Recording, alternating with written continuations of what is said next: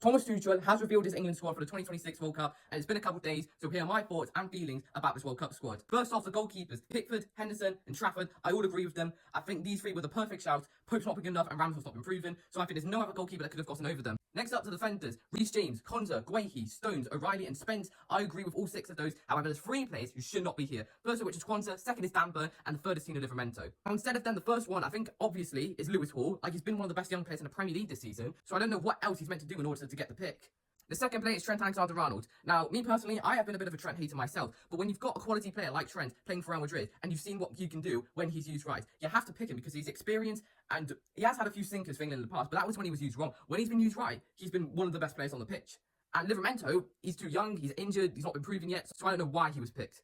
And the third player who I think should have gone there is Harry Maguire. For many, many years, Harry Maguire was the starting centre-back for England under Southgate. And when he was playing for Manchester United, he was shit. Yeah, he was terrible. And this has been one of Harry Maguire's best seasons for Manchester United. So missing out on him is a pretty bad opportunity. Because even though we were terrible in Euro 2024, we still made it to the final because of those clutch moments. And Harry Maguire is one of the most clutch players of all time. So not picking him, that could be costly. Moving on to the midfield. Bellingham, I agree with. Mainu, Rodgers, Rice, and Anderson. All great picks. But there's 2 players who should not be there. The first of which is Eberechi Eze. I don't care if Eze's won the Premier League. He's only scored against 3 teams this season. And now, I guess he is kind of an England-type player, but Morgan Gibbs-White has scored 15 goals for Nottingham Forest this season, so you have to pick him. Like, there's no choice. I don't know what Morgan Gibbs-White had to do else in order to get picked for the England squad, but it is what it is. And the other player is Jordan Henderson. Now, I have been saying that England needs experienced players because they can be proven and because they're proven and all that.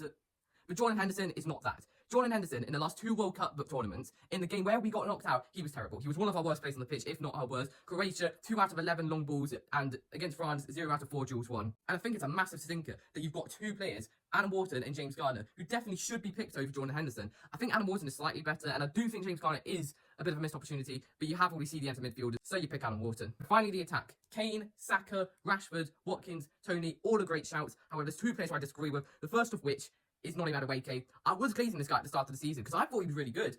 But when you've got a player who's not even hit 5 GA in the league, and you've got one player, Jared Bowen, who's got 11 assists this season, and he's the reason West Ham were almost not relegated, he should definitely be picked. I don't know why Madueke. I don't care if Madueke won the league. He's just not good enough.